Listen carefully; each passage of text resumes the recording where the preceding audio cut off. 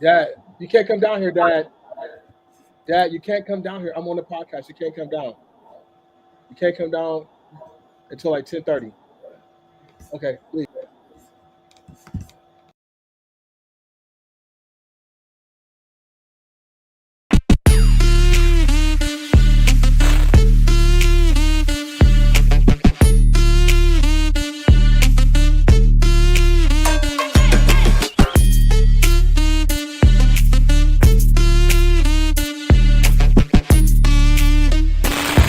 To the Get Your Shift Together Men's Podcast with your host, Dr. Myron Edmonds.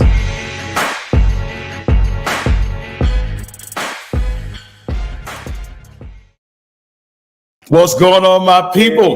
Yes, sir. We back in the building. Yes, sir. Let's go. Your energy is weak, man. Come on, man. Where you at, man? Hey, man, I am hyped, man. I'm hyped, man. I'm hyped. You look like you're really concerned about your appearance and your camera. I can tell, dude. You're still doing the same thing you did last time. I can tell you're looking at yourself. It's hard because your camera, I got a Canon M50, and your Sony is so much better than my Canon. It's just the lighting, bro. It's totally. You look good. You look great. I'm trying to fix the lighting. Hold on, man. I don't know, but then I bring the lighting down, and then the white background just shines through. So I need to paint this this wall black or something like that. Bro, you good, man. You good. You good. Of course, I got to look at myself to see how I am, man. It's the first time we back, bro. So I got to make sure I'm good, man. You know, nothing has changed. Nothing has changed from last season, man. It's clear that you're looking at yourself. You're not.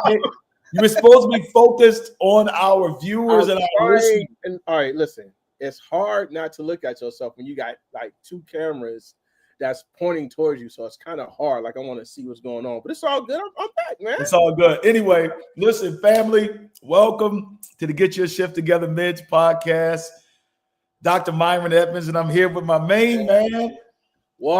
Jay Walk is in the building. DJ Walk is in the building. I'm so glad to be back. Ready to launch this thing off, man. Myron's gonna get on me forever for looking at the camera, but it's hard not to look in the camera when you got cameras in front of you. I want you to look in the camera. I just don't want you looking at the screen, looking at yourself. It's hard.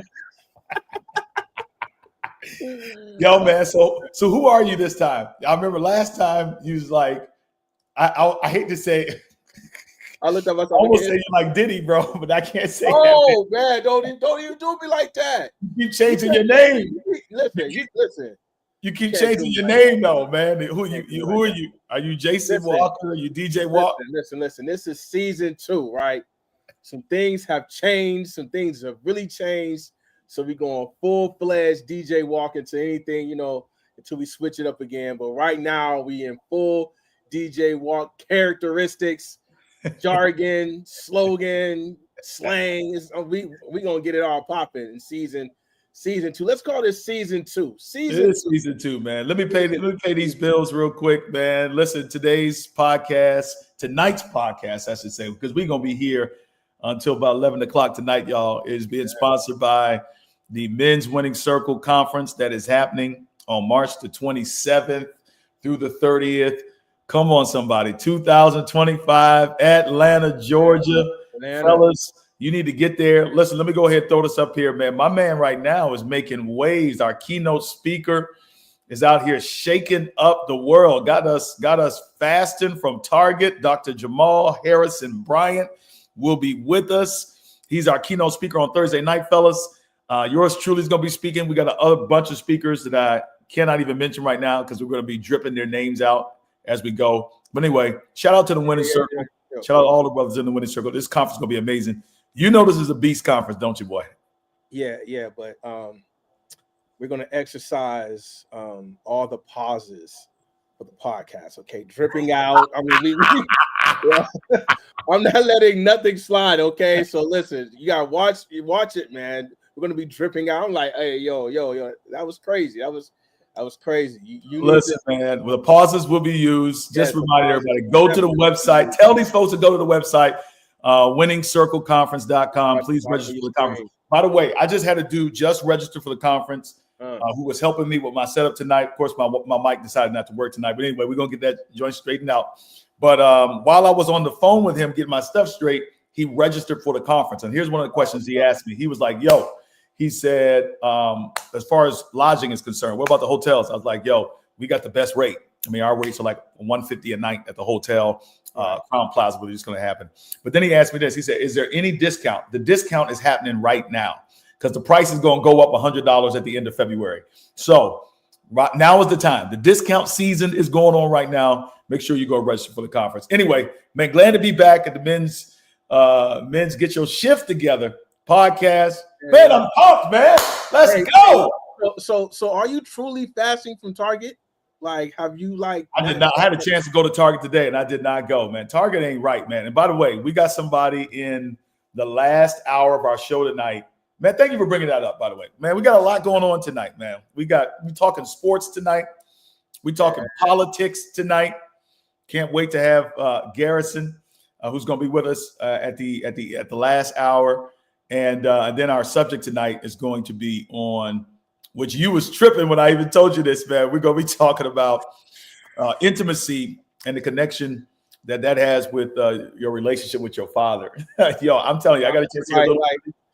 I'm still trying to see how this is going to connect. Okay, and I'm trying to see how this is going to connect because, intimacy and my dad's relationship. I mean, I'm interested to see how we connect and we bring all this together. But I like how you're saying interesting now because earlier you was like, man, ain't no way. That's just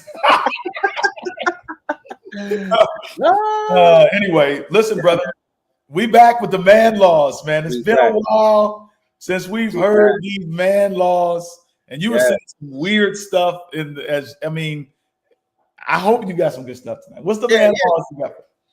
So I'm gonna go back to one that I've said before in the past. But it seems like, the current climate that we are in, you got to kind of bring it right back up. These social media platforms, right? You got to watch what you put on these social media platforms. Recently, one of my, I'm not going to say idol, but one guy that I really love, it's my guy. Loved him ever since he came out with the first album, 50 Cent, Curtis Jackson. That's my guy. Okay. Was one of my favorite MCs, man. But Hov is always gonna be my number one. But love 50, love his music, love his characteristics, love, just how he's kind of like a bully in the game, but he doesn't cross too many barriers. I mean, the things that you shouldn't cross until recently, man. 50 posted a photo that was very disturbing, man. He had some beef. Any of you hip hop connoisseurs know back in the 2000s, him and Ja Rule had a beef going on, and Ja Rule was with Murder Inc., which was Irv Gotti's label. And recently, Irv Gotti met his timely demise. That's crazy, man. That is crazy. At the age of 54, man, Irv Gotti passed. Crazy. Which is very, very sad, man, when you lose somebody that young. But 50 took it upon himself to post a photo of him smoking a hookah with a prop grave right next to him, saying smoking on that Irv Gotti. And it was just so untasteful. It was just like, bro, come on, man. You are a legend. You are a role model to a lot of youth. You do a lot of things in the community. I know some down in Shreveport. He's done a lot with his movie studio down there, just helping out the community. And just a complete tasteless act. I know you have beef with Irv Gotti and the label, but that hasn't been since like 2000s, right? And I know he said, he was just quote unquote playing. May he rest in peace, but still, it's just a complete tasteless action by his brother. Anytime somebody passes, it's time to kind of put away the beefs and things of that nature and pay respects to the family, children, things of that nature. But just a real shake in my head moment. This is what 50 does, though. This is what 50 does, though, bro. I know. This dude is always trolling somebody, man. This is what he does, but I didn't think that he was going to go this far. Right? Dude, he's making a documentary about Diddy right now. I know, but bro, and I saw some stuff yesterday that said this one right here is going to be worse than the R. Kelly joint. What? Yes. But saw a documentary last night of Diddy, and brother, I'm not saying this to be sensational, but man, after I listened to Day 26 talk about him, I'm just like, that man has a darkness over him. We need to pray that man get delivered, that he gets set free, that the blood of Jesus saved him. Day 26, grown men was on the set crying because of something that he did to them. All of them. They had to stop the filming, bro. It was that bad. And my wife and I were watching it. It was crazy. But you're saying that as a grown men, we need to do what? What's the man law? You need to watch your emotions when you on these social media platforms. You need to watch what you say. Watch what you say. Watch how you move. Watch your comments, man, because businesses be looking at that stuff. Friends. That's true. Whatever. You gotta watch what you put out there in social media. So not that much of a kind of funny man law. I want to get a little bit serious. Bro. Coming out the gate. So serious, brother. Yeah, serious. Watch what you put out here in these social media universes, man, because it does come back to bite you in the butt. Good Lord, man. Look at me. Pause. Bro, man, it's just a very sober moment right now. I feel like we need to have prayer, man. After that, bro. You gotta watch what you put out there, brother. Watch what you put out there. Nah, and I think all of us. I know I've made that mistake. And listen, you want to hear a story? Quick story before we go to this next segment. And this is gonna be fun, man. But man, I had, how you be on those group texts? Yeah. So I was on a group text, and my boss had done something I didn't like. It was something. So we were all texting about it. And then there was another text that had my boss in the text thread. Right. Oh, so I'm going in talking about, how we do in the text. Right. But I'm going back and forth between two text threads because we're in a meeting. Right. Bro, I put a text out there where I accidentally sent something that I meant just for the group. Oh man. Yo. Bro, I had to eat humble pie, man. I just told him. I was did you hear that, Myron? Huh? Oh no, listen. Nah. You trying to put some effects out there. But my effects ain't working. They'll be ready next time, bro. That's right. Whatever. Hey, I had some too, man. My joint ain't working. Yeah, I'm like, come on, man. My effects ain't working. It's all I know, I'm sure. Have you ever posted something and just be like, yo, my wife or Kimon especially be like, yo, bro, you need to take that down, bro. You need to take that down. Yeah. Take that down. Yeah, but we got to be careful, man. All right, man. Listen, man, we bringing an OG back. Brother has been doing some big things, but so much has been happening in sports that we were like, tonight, man, we gotta talk sports and culture. And I mean, how do you properly introduce James Lewis? I know he goes by Lance J. He's doing another one of your moves that you borrow from Diddy, changing your name every 5 minutes. I don't understand. I call him Jay, the way the rest of his family members call him Jay, but his daddy called him Jay. Everybody calls him Jay. But anyway, I will show deference and respect to him because he is quite a successful man, has done quite well for himself. He's no longer the annoying little kid that he used to be. He's actually made something of himself. And he's actually a pretty good aficionado on sports. So I wish I had the sound effects of the hand clapping right now, but I don't. So we're just going to pretend it's there. We're going to bring my man, Lance J, the sports. Lance J. Come on. He's Barstools all wrapped in one. ESPN is in the hem of his garment, bro. He just speaks, and he's just utterly loquacious about sports. What's going on, bro? A lot going on. Good to see you. Hey, man. It's just God is good, man. I'm not, I'm not on social media anymore. So, real talk, I think man law jokes or not, social media, when you're in corporate and you're an entrepreneur, that stuff is real. What you post, that opinion about Kamala, that opinion about abortion, that opinion about Colin Kaepernick, people are watching. Yeah. And one thing about Lance J, I refer to myself in the third person. I'm not bleeping up my bag, man. And I have a good attorney, and just so for some contracting, some things that I said on social media that were very benign, and we're not talking about controversial stuff, cost me a significant six-figure deal. And since then, I've been off social media. It's one thing I tell people: social media is not helping you to make money for the most part, and it's probably not helping you to have a better relationship with your wife if you're married. So I've been off of that thing since about September, and have no intention of coming back. Jeez, good grief. Yeah. You say you lost a six-figure deal, bro? I lost the deal, man. It's just, just posting too much. The company said, hey, we really love what you do. We love what you bring to the table, but you're too loud on social media. We want someone that's going to come in and do this consulting work, do it quietly, and do it, you're too loud. You're showing your car, you're showing your Louis bag, you're showing your Gucci kicks.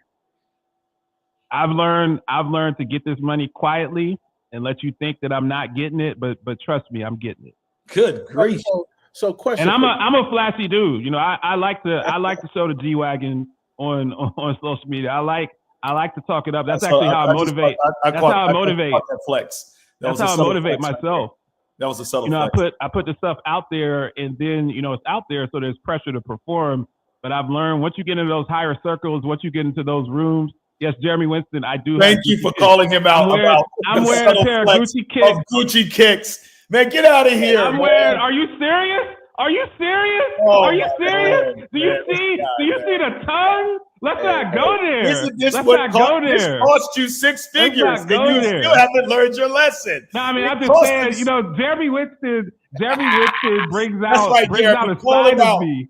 He brings out a side of me that's a very dark and evil side, but I know that you didn't bring me on to talk about that. So let's wait. I got a question for you, Lance. No, man. We don't need more. Listen, we're gonna get this man. We're gonna get this man fired if he says anything else. I'm not gonna get fired. Real quick question.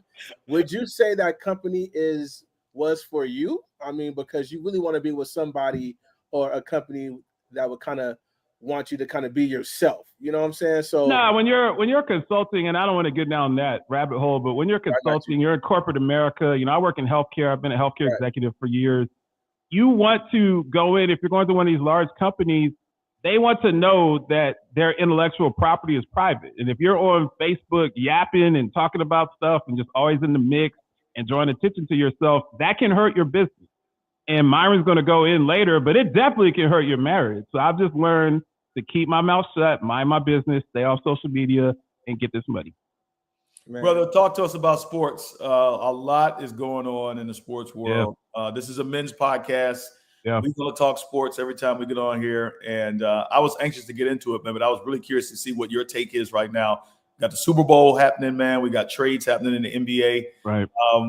Give us where you want to start, man. Man, I want you to start wherever you want to start, brother. Start with. I'm going to say, I know I don't have a lot of time. I think I'm just going to say, I said on my show on Sirius XM, Luka getting traded to me is the owners saying two things. A, we don't want to max out players anymore. So I think the owners, and D Wade touched on this on Graham. Yep. The owners are saying that the inmates have been running the asylum, and the owners are tired of that. And I think Luka just not in shape. You're talking about $350 million almost max. That's a lot of money to play, even for a great player like Luka that's not in shape, not necessarily a vocal leader. And the owners are drawing a line in the sand. They're saying that we don't want to pay top dollar for people that aren't leaders, for people that aren't in shape. And I think that's going to be an interesting narrative going forward in the NBA, where you have a salary cap league, because the owners really planted their flag trading Luka, in my opinion. Yeah. So you saying this is a power move? But I mean, a lot of people. Let me ask you this question, because I know a lot of people are talking about it. I know Brian Windhorst was on ESPN, like swearing up and down that LeBron didn't know about this. Nobody knew about this. Man, I don't know, man. It's just hard for me to believe that a trade of this magnitude happened in the way that they say it happened, in the still of night, just between the two GMs, and LeBron didn't know. Now, I'm a big LeBron fan and apologist. I can even argue. But, dude, do you really think these guys had no idea about this, man, or is this just plausible deniability? I wouldn't say no idea, but I would just say that, think about it this way. Usually an owner would veto a trade like that. If that trade happened, it's because the ownership group allowed that to happen. The group that bought the Mavericks from Cuban is a rich group. We're not talking about a poverty franchise. And the Dallas Mavericks are not a poorly run franchise. They're an excellent franchise. They actually were innovative in the way that they treat players with sports science, all of that stuff. They made the ROI calculation and said that it's not worth it to have Luka and pay him 400 M's to get his 29 points a game where he's giving up 36 points a game. They made the calculation, and I think we're going to see more of that. I think we're going to see, it's the same with Jimmy Butler not getting what he wanted from the Heat. I think the owners are saying we're not going to give these automatic 5-year supermax deals anymore. We'll do the more 2-year short term. And I think in the NBA, I'm going to keep it a buck. I think the goal is to move away from guaranteed contracts. I was just about to say, in-game feels like to be like the NFL, where they can cut you at any time and you're out of your money. And this is going to be very interesting in the CBA. I wouldn't be shocked if there was a strike over it at some point. Listen, every brother out there, man, do not overestimate your value. Do not overestimate your value, man. This is crazy. I never thought I'd see it in the NBA. But I was just telling somebody the other day, and Jason, I don't know if you want to follow up on this, but I was like, man, it feels like these owners may be all sitting down in some smoke-filled room having conversations, man, about how these guys on the plantation, man, are getting a little crazy. Because the contracts in the NBA are ridiculous. Like, you use a supermax. What was he going to get? Like $70 million a year? Yeah, it'd be 70 M's a year. And I think you hit the nail on the head. That's why the NFL came in, and I know we're transitioning to Super Bowl. That's why the NFL, in my opinion, came in and closed up shop. Because they did not want to get those emails with your man, Jerry Jones, calling people all sorts of swear words and things that I cannot say on this podcast. If you really start getting into, you saw, John Gruden got hit, saying sexist things and racist things. If you got into some of those rooms where people are smoking cigars on the yacht, I guarantee you there are a lot of racial slurs being kicked out. The NFL doesn't want that to come out. So, they did what they had to do. But I think the owners are collaborating. I think they're going to move it back to where you have these max contracts. They don't want to pay the luxury tax in the NBA, and you're going to see smaller contracts. Other than Giannis, Luka, the very select few are going to get the max, but other people, they're going to have to fight for that money. No more Joel Embiid's getting max money. No more Jimmy Butlers get max money. No more Logo Lillards. Those are great players, but not max players. And that's going to be very interesting in the CBA coming up. Yeah, Kawhi Leonard, all the rest of these guys. Super Bowl. Talk to me. What are your thoughts about this upcoming Super Bowl? A lot of people are just bored with seeing Taylor Swift and the Kelsey family, and by extension, I've even heard this said. I hate to even bring this up, but it's Black History Month. But there's some colorism that's involved here with, some folks saying, I don't want to support, Mahomes, because Mahomes doesn't seem like he's down for the culture. He supports Trump. And then he supports Trump? I didn't know that. Yeah, well, most recently they asked him, and they asked Jalen Hurts what they felt about Donald Trump coming to the Super Bowl. This is the first sitting president who has ever attended a Super Bowl in the history of the Super Bowl. And both of them gave responses. Kelsey, as well as Mahomes, said it's an honor to play in front of the president. And of course, Jalen Hurts said something that was less than flattering about the president. People are choosing sides, not only just for the game, but they're choosing sides on some other lines.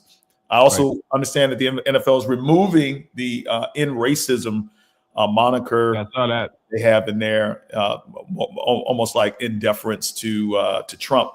I'm not quite sure what your take is about all of those intersections happening with the Super Bowl, but it feels to me like it's worth watching now. That's all I was going to say, man. Like, now I actually want to watch the Super Bowl because it almost feels like I have something to root for now. I'm rooting for the Eagles, and I'm a Cowboys fan.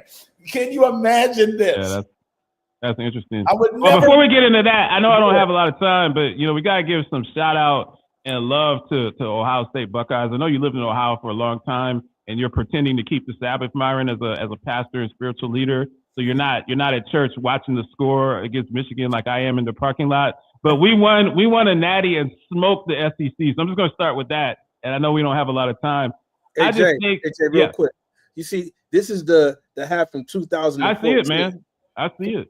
from 2000. Zeke Elliott and the boys, man. I love it. Yeah, I love man. it. So you I already love know. it. Ohio State, three natties this century, man. The most wins this century. But anyway, you know, I think the game itself, I'm going to stay out of the political side because once again, I have sponsors and I just don't. I want to continue to have employment on Sirius XM Channel 141, Lance J Radio Network 3 days a week. You want to check us out, HUR Voices. But I will say that the Eagles have a much better roster than the Chiefs up and down. The Eagles will have a better running back room. Right. They have a better receiver room. They have a much better offensive line. The Eagles have 5 Pro Bowlers on their offensive line. Those defensive tackles are nasty. Maybe the back 7 Eagles and Chiefs is relatively close, but you know, number 15 is special. Trump supporter or not, number 15 is something like we've never seen. I mean, Myron, you called me. I'll never forget. You called me personally when Peyton Manning beat Tom Brady in the AFC Championship like 15 years ago. You were the first person that called me after that comeback. I saw every snap of Peyton Manning's career. Mahomes is twice the quarterback that Peyton Manning was. You know that I idolize Peyton Manning. So I think that the Eagles are the better team. The Eagles should win on paper, but with 15, you have to be perfect. Last time they played in the Super Bowl, Jalen Hurts had to fumble. They gave the Chiefs 7 free points. You can't do that. So I think you'll see 2 things, and then I'll shut up and get off. I think you'll see the Eagles on offense. I think that they're going to run the ball a lot with Hurts and with Barkley. I think that the Chiefs on defense, Spags is very aggressive. I expect the Chiefs to put 8-9 in the box and dare Jalen Hurts to throw the deep ball to Smith, throw the deep ball to AJ. And AJ one-on-one, man, that's a tough cover. You're a Cowboys fan. You've been torched by AJ Brown for the last several years. So I think it's just really going to be a chess game. Can Jalen Hurts get the ball down the field? Because they're going to make it difficult for Barkley to be able to run for 150. Can Jalen Hurts move the ball down the field? We know what Mahomes can do.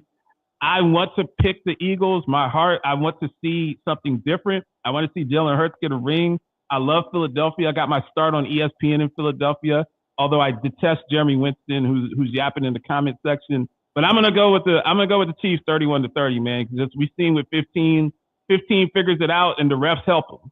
So the Eagles might be playing 15-11 on Sunday. And that's my pick. I'm going to say Chiefs 31-30. But it'll be a very close game. It'll be very exciting. Okay, the man has called it. He's hold on. Did you give it to the Chiefs? I heard you right? You said I said Chiefs by 1. Chiefs. Be a very close game. All right, man. Well, yeah. Listen, man, a lot of good sports. Super Bowl parties. Let me just real quick before we let Jay go. You guys doing Super Bowl parties? What's on the menu? I'm taking my wife to see Cat Williams on Saturday night, man. So we're getting into more of the controversy. Cat Williams will be outing everybody, Steve Harvey and Man Unit and all the other stuff that's going on. He's probably talking about Super Bowl and Taylor Swift and that it's rigged. So we will be on the 3rd row in Birmingham watching Cat Williams. So no Super Bowl parties for us, but always a good opportunity to spend some time with the wife and get away from Nashville. Man, it's good to see you winning in what matters, man. That's what it's all about. Hey, man, that's there you go. That's what matters. The Super Bowl to spend time with his wife. Ohio State winning the Natty is not as important as making your wife happy. So there you go. Hey, man, Lance J does it again. Thanks for coming, brother. Listen, that brother dropped some good stuff, man. He said a lot, man. Jay, man, I don't know. This has been a great start to the relaunch of the podcast, man. But I would be remiss, man, if I didn't pay the bills right now. I mean, I got to take a moment to just talk about our sponsor for a minute. And hey, brothers, are you tired of adulting on autopilot? Well, get ready for this. All right, you ready for this? All right, let's pause this podcast real quick because we're about to talk about the secret sauce, Jay, for guys who are out here trying to adult like superheroes, but maybe need a little extra zoom in there. See, enter Natural E Man, your new wingman in a bottle, developed by the legendary Dr. Quentin Cancel. Yes, the guy who knows all things. This isn't just a supplement. It's a high five for your entire life. How you like that, bro? Want to crush deadlines? Check. Want to lift weights without sounding like a creaky door? Check. Want to keep the spark alive in the let's turn off Netflix department? Double check. This stuff is doctor backed. So you're not just swallowing pixie dust. It's for men who want to kick butt in the gym, the boardroom, and the other room. So if you're ready to ditch the midday naps and start feeling like the main character again, grab Natural E, man. Your future self will high five you. If you use the code CIRCLE, you get 10% off Natural E, man. This is an amazing supplement. I take it every single day. I'm shocked that I don't have it near me. Do you have yours near you? I don't. But I do own some. I do have some. Okay. Actually, I got some from you, and I think I doubled back, and I got some more. So, yes, I do believe in this supplement. This supplement is on point, brothers. Go grab you a bottle. Go grab you some Aquafina. Shake that. Hey, some brothers are putting it in hot tea now, man. Because you'll absorb faster, I think. But yeah, man, go ahead and get. Well, the doctor himself, man, who created this amazing all-natural health supplement, he's going to tell us what's in it. But this is your official pay your bills moment, and we're excited for Natural E, man. It's growing tremendously, and you get 10% off if you put the word CIRCLE for winning circle. Right there in the coupon code. Every brother on here, especially if you over 40, go and get that. Now, I want to take a moment right now, and Jay kind of brought us in there. We got an influencer of influencers right now, and I really feel woefully unprepared to introduce him the way he deserves to be introduced. I knew this guy just as a lowly pastor, like I was lowly, but now. This brother, man, is an influencer of influencers. My guy. I'm seeing this brother on MSNBC. I'm seeing this brother on Fox News. No, I'm just kidding. Not yet. But man, I mean, so many things in the DEI space. A minister, a pastor, community activist, and a blogger, author. Are you an author yet? I'm an author. I have a children's book that I wrote about Juneteenth. Brother. Tell people where to follow you before we even get into this good stuff. Where can they find you, bro? Well, first of all, thank you for having me. It's good to be here. Good to see y'all again. It's been a minute. Yes, sir. Yes, sir. Looking great. Brought the pod back, so we're excited about that. Jason said you had to be on the relaunch. He said you had to be on it. Shout out. Appreciate you. Well, you can find me on social media, man. Anywhere on Instagram, on YouTube, on TikTok, at Garrison Hayes on YouTube, at Garrison Hayes on TikTok, at Garrison H on Instagram. But if you go to any of those platforms, there's a link in the bio that take you to everywhere else. So check me out. Tap in with me. All right, brother. We got a lot to talk about. And I don't even know where to start. Real quick. Garrison, go ahead, Jay. I'm going to steal me a click, man, because one of my little hip-hop little icons I kind of look up to, man, be reposting you all the time.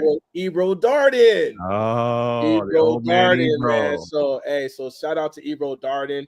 I've been DMing him for probably like a year now, just trying to chop up some game with him.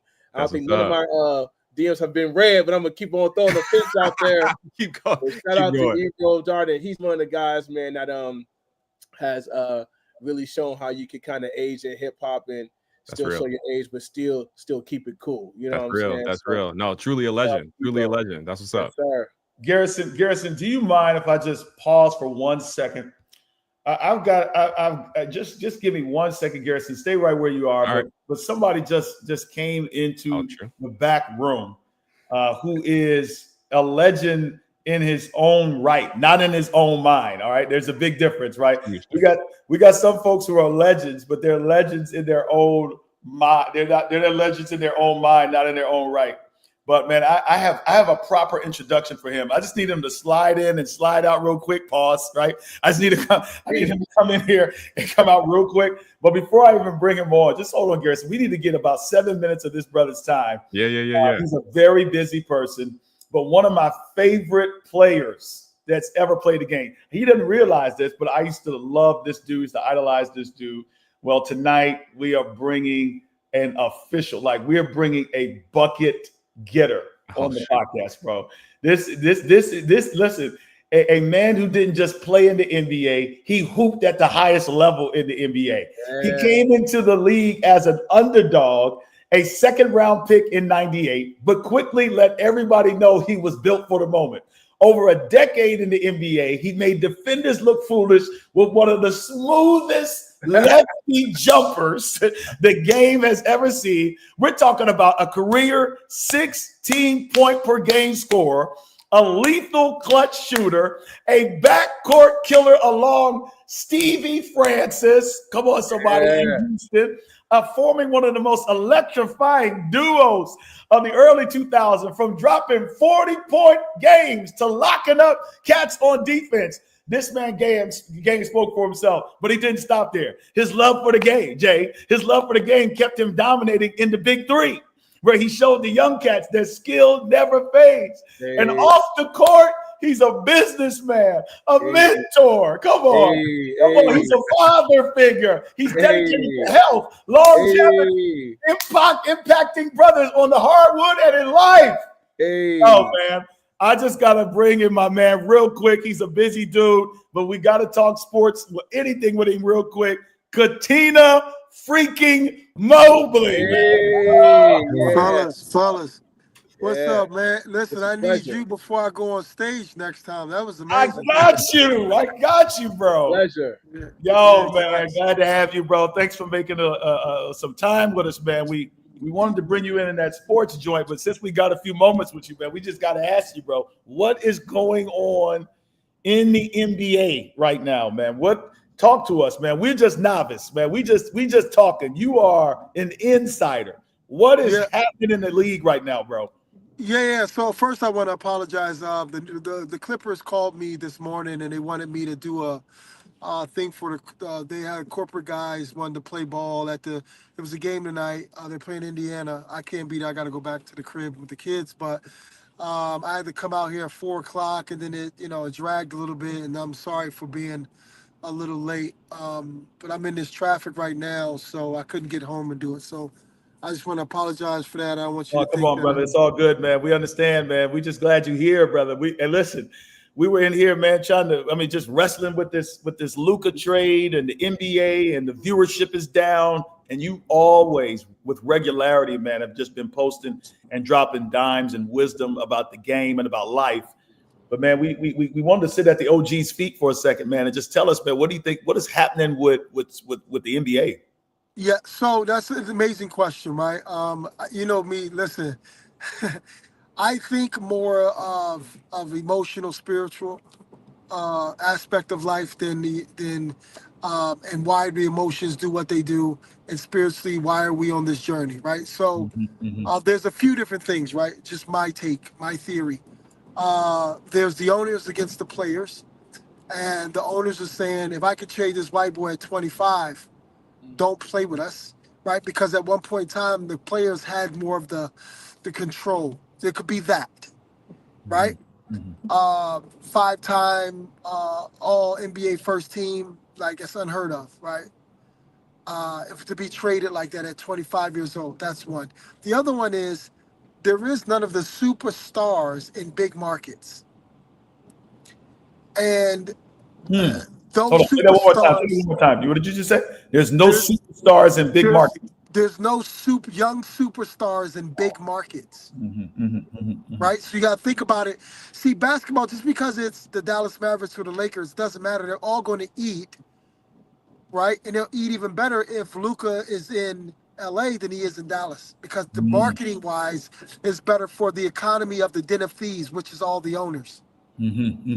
Right? So his jersey sales goes from top six in the world to probably 1-2 with LeBron James. Come on, teach, brother, teach. Yeah, right? yeah. So you're thinking those different things, and then also too is for Luka's the silver lining for Luka is that not only did God gift you with this ability that you have, your mother and your father, and the genetic freak that you are at 6'8" and a point guard at 250 or whatever it is, but he just gifted you again what you thought was a curse at first to the Lakers, one of the winningest franchises, and then he got LeBron James to copy off of when it comes to your body. Yeah. So the NBA is actually investing in you more than you think. you are going to be, because there's never been a European player or a foreigner that was the face of the NBA, right? It's always been an American, basically. That's the face. Not saying that, the Joker and then the Freak of Giannis. I'm talking about the face. Face. Yeah. Yeah. So maybe we're molding you into that, because now what we're doing is we're going international in the NBA. NBA's wanting to Okay. expand out to Europe and different places like that. So how do I attract that?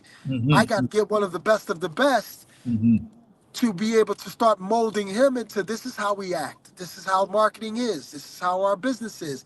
You are the guy. See, LeBron James, look how, I don't care how old he is. LeBron James makes billions and billions of dollars for the NBA. Billions. He's still the face until he's not the face. So I gotta at least walk and talk and move and see everything that he's doing. So then now I can become that person. My body becomes better. My mentals become better. I become a better leader. Now the NBA can say, okay, well, we're moving over to Europe. We're expanding our thing, making like a Euro soccer league. We're expanding our NBA. So now what we're gonna do is we got somebody like that. We got the Joker. We got Luca. We got this person. We got Wemby. Wemby's gonna be right. So you have now. You're like, oh shoot.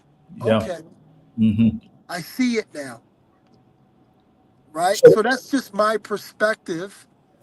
Right. And kind of like, you can ask me any questions, but that's what I'm thinking. That this is the reason why they did it. Brother, I like how you say it with humility. Yeah, I mean, this is what I'm just throwing this out here, brother. It sounds like law to me. I don't know if any of the guys have any questions, but I want to ask you something else. So, given what you said about this, sounds really strategic to me. Then, Kat. Yes. And it sounds to me like it wasn't just the GM. I forgot the young brother's name down there. Nico was my Nike rep. Okay, Nico, so you know, Nico was me, Tony Parker, Kobe, all of us Nike rep, and then Kobe took him to himself. So Nico was a good friend of mine. I texted him and said, good move. Because it's a business move. The new owners of the Dallas Maverick, my guys, Patrick's family, he married into the Adelsons. The Adelsons owned the casino and the Venetian in Vegas. okay. They're building all this other stuff, and they're part of Sands, the ownership of Sands Corporation. Sands is casino. So they think money. That's what they think, in money. Yeah, so OG, are they gonna get gambling legalized, sports betting and all that stuff legalized in Texas? Bingo. Yeah, that's the move, right? Bingo. I just saved $500 million so I can put into my sports betting. So if I save 500, y'all mad at me for right now, but I'm gonna make $4 billion. So for instance, I went to they flew me out to Macau, right, in December, and they were explaining to me that Macau is like a little island basically, and it's only 500,000 people that live on it, but then there's people that transport in and out. There's about 30 million people that come into every single day, average 30 million people. It's 42 million in Vegas. They do 3.5 times the revenues in Macau. Think of what I just said. Jeez. So if you make $100 billion in Vegas, they make $500 billion, $400 billion in Macau. It's crazy. So that's where the money is at. It's going to push out. It's all pushing out. Europe, China is pushing out there, and it's going to keep expanding. So the game is definitely going global. And I guess my question was, and that was a good question, Garrison. I guess my question wasn't, and you've already answered it. You don't even have to answer it, but it sounds to me like this strategic move of moving Luka. It feels like the NBA had their hands involved in this as well. It just doesn't. Yeah, because it's not personal. It's personal to everyone else, but it's the business. Yeah.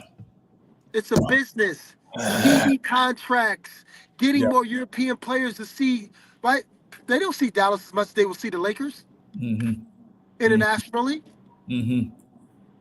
So I'm getting I'm indoctrinating these kids early. Mm-hmm. You understand? Okay, I got to get you one more question before you get out of here, and it's a question just about why viewership was down in the NBA. What is your opinion about that? Because I know you've been very critical of the current style of basketball that we're seeing. So, do you think there's any connection to that?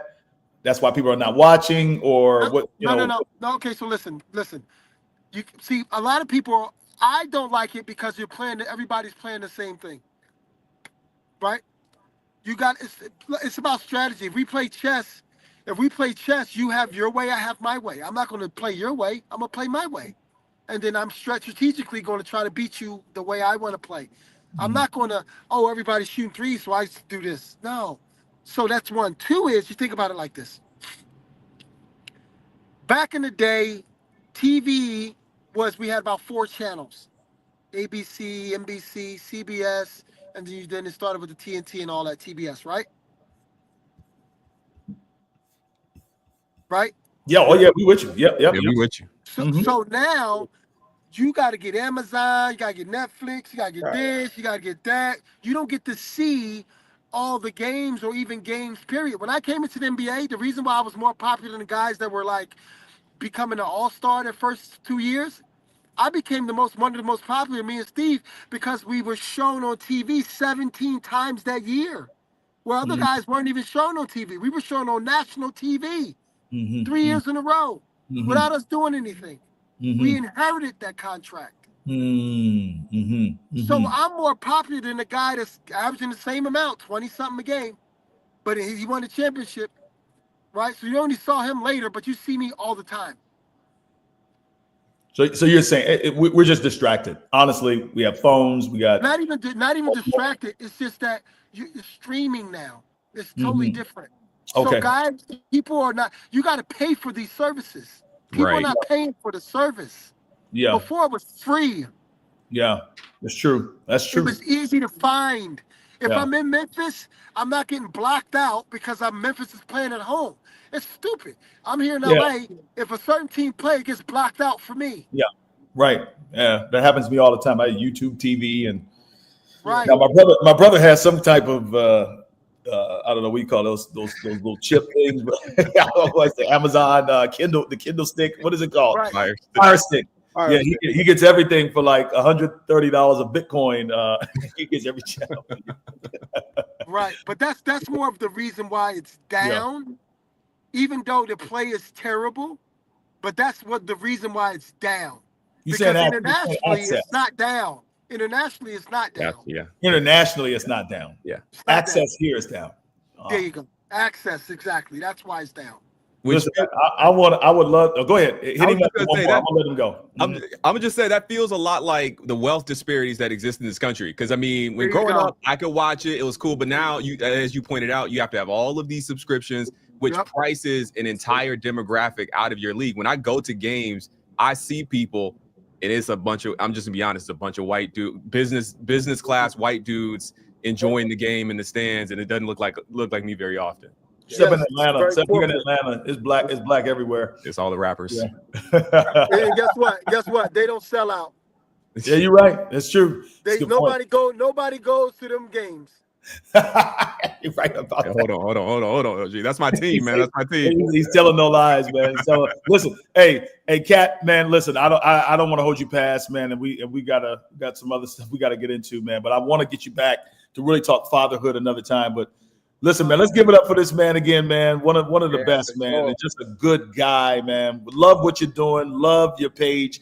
We're waiting on the book, bro. We're waiting on the book. It's coming out. We're okay. And we're also waiting for the coaching assignment. We're waiting for a GM to see that this is a leader of men, that this is the type of dude that you want your kids to be playing under. It could be college, anywhere. Would you take a coaching job, Kat? I'm really quick. For me, I don't think it's doable because of the development of my own children. I'm very flexible with other people, but development of my children, I can't parent other people's kids if my kids aren't parented. Good. So I gotta wait. Man, brother, I'm gonna let you go on that, man, because that's a bar, bro. Hey, much love to you, brother. All right, Always guys. I appreciate you, family. Yes, sir. Did you hear that, man? This man said He said he gonna pass some money to develop his own kids. Yeah. Because I'm trying to develop my own kids. Lord have mercy if that's not winning in what freaking matters. Anyway, Garrison, what is going on in this country right now, brother?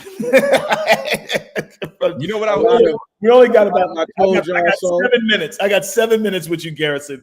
Give me 7 minutes of fire that I got to bring on my main feature. I'm gonna tell you what's going on in this country. Okay. Exactly what the liberal media told you was going to happen in this country. And it needs to be said that way, because I talked to a lot of men, a lot of black men who've been red pilled, who think that Joe Rogan has a point, who thinks that women should be in the kitchen only, who don't believe that women should be able to control their own bodies, who think that their Christian faith should lead them to vote conservative, who think that because they're a business owner, they should be worried about these minutia level tax laws that Donald Trump is going to incentivize them for.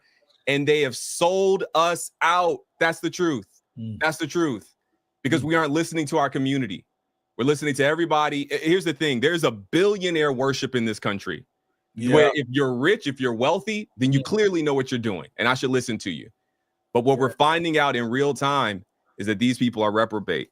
These people are morally compromised. That they're leading us astray, that they're compromising your life and the lives of your children. They're compromising your safety, your 401k. All right, let's talk finances. They're compromising so much for their own personal gain.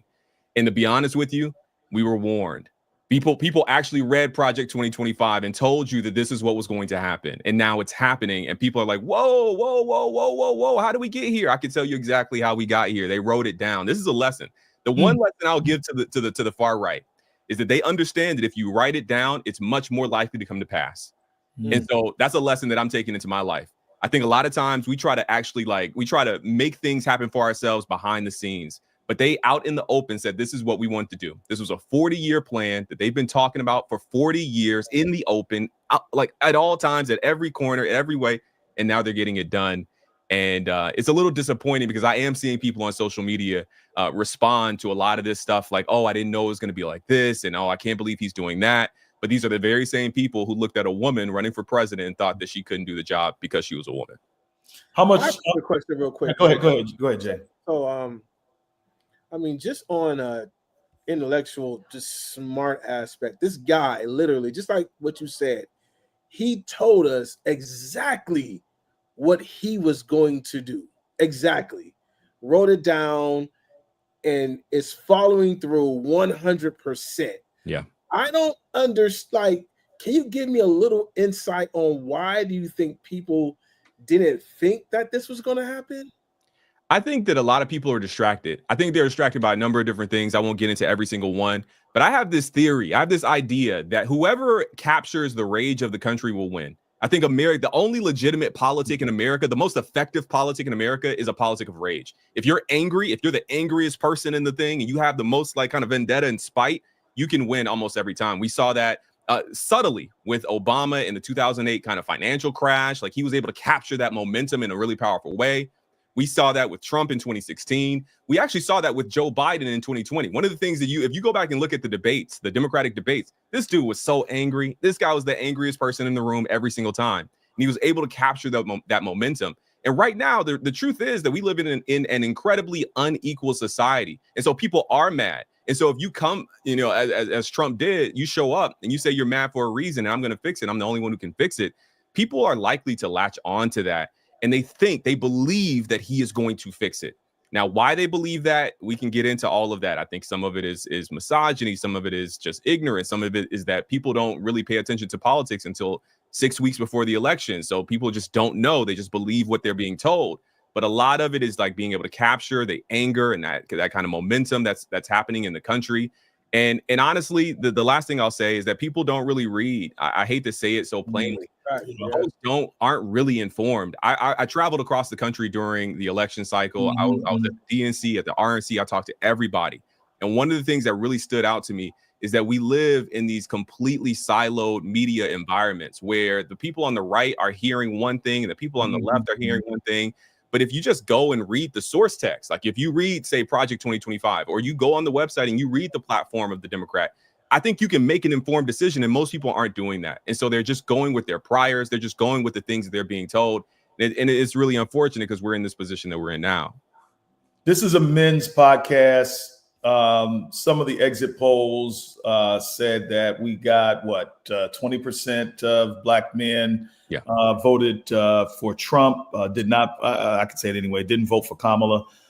I want to know what your take is on that, because I got in an argument with somebody just a few days ago about this, and just really trying to explain to them what I felt maybe black men were feeling or experiencing. But I'm just curious to know, do you believe these polls, number one? Because this person was saying they don't believe the polls. I was saying, no, I think we need to look at this thing carefully. It's very possible that black men actually voted in this fashion. Yeah. And here are some reasons why. What is your opinion about this? And what do you think the deeper insights are that we can learn from this past election cycle as relates to us as people, especially black men? Well, I think it's a couple things. First of all, we have to acknowledge that 8 out of 10 black men voted for Kamala Harris. So that has to kind of be said, that because I think there's this little bit of a kind of like, hey, black men, and so I want to make sure it's said that 8 out of 10 voted for Kamala Harris. Okay, so fine. What about the 2? Well, out of that 2, I talked to a number of those kinds of people last year.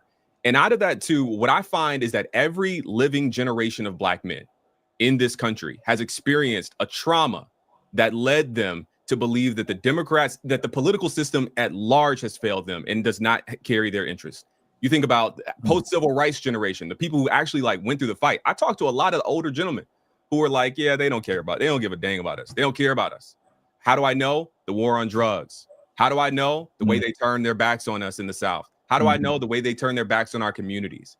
I think about the 1990s after Rodney King and all of the economic depression that came kind of toward the late 90s and going into the 2000s. That's an entire cohort of people who believe that after the 1994 crime bill, who believe that this country just turned its back and Democrats were a part of the problem.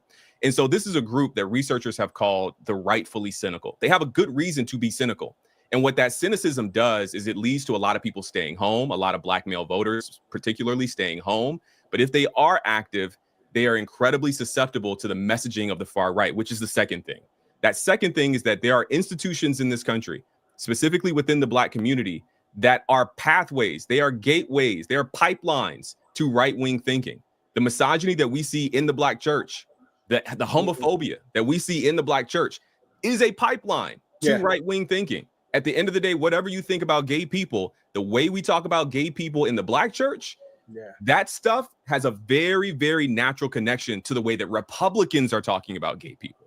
And so these pipelines are strong and they are deeply rooted in our community in a way that makes the logical conclusion is that if I don't believe that gay people should have all their rights, if I don't think that trans people really exist or even should be seen in society, I'm getting that messaging from my pastor, I'm getting it from my community.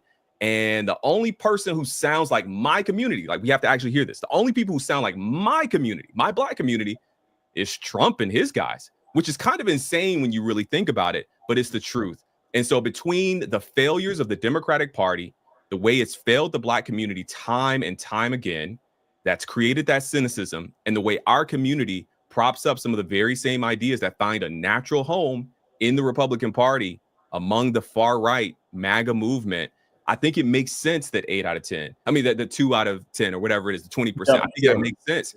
And I actually think that number, if people don't course correct, if we don't have some interventions, I think that number is going to continue to go up. The last thing I'll say is that I think that most people get their politics from places other than political conversations. I don't think that people are watching the Ezra Kleins or Pod Save America. They're watching Pat McAfee. They're listening to Joe Rogan. They're listening to they're watching stuff that isn't political explicitly, but it's political inherently, right? It's kind of subtly political. And so a lot of people have their political ideologies and their political ideas are being informed by these things that are not explicitly political. And so by the time you get to the moment of explicit political kind of thought and conversation, it sounds like something that's already familiar, and that kind of creates a pipeline. Yeah, I'm glad you said that. Now we got to let you go because we've got another segment we've got to get into here. But I literally said to somebody the other day, when you really think about it, the black community just in general, but black men in specific, just ideologically, even theologically, we definitely align more with some of the messaging that we hear from Republicans, right? I won't say Trump, but I'll say definitely Republicans in general, maybe some of the messaging he's had recently.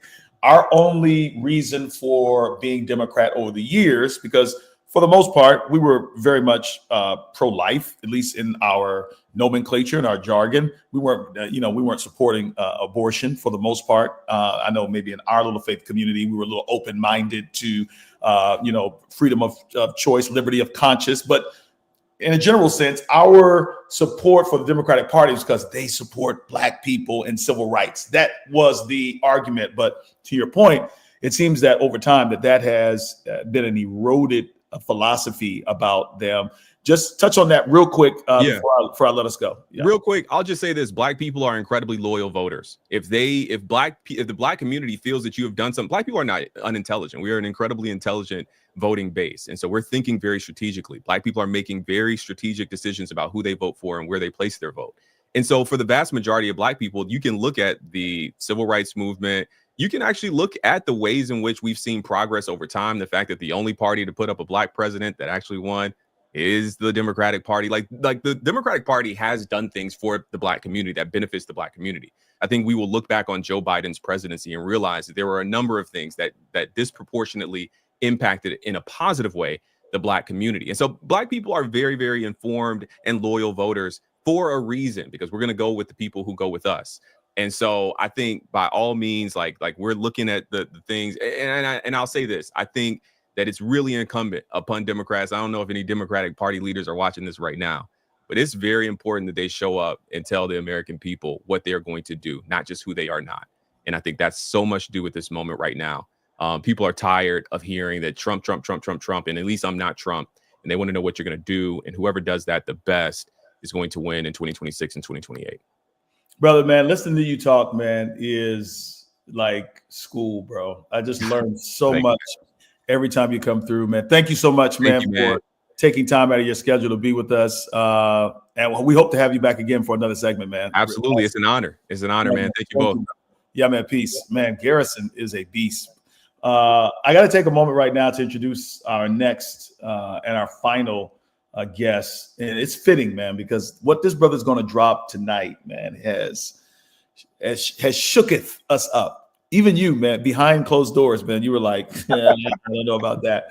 But anyway, man, listen, man, this brother's making major moves both in the medical world and the podcasting space. He's not just any doctor. He's a board certified urologist, a specialist in men's health, and someone who's on a mission to educate, empower, and elevate how we think about our bodies and well-being. Dr. Quentin Cancel has spent years helping men take control of their health, from prostate care to performance, from wellness to longevity. He's breaking down the stigmas, having the real conversations that too many men avoid, and making sure we're not just living but thriving. And if that wasn't enough, he's also the host of an incredible podcast, which he'll share tonight, where he brings unfiltered truth, expert insights, game in the bedroom, talk about men's health, masculinity, everything in between. Tonight, we are diving deep, into the conversation every man needs to hear to get his shit together. The one and the only Dr. Quentin Cancel is in the building. Doc, so glad to have you, man. Talk to us tonight. Woo! Back, Dr. Quentin. Glad to have you back, sir.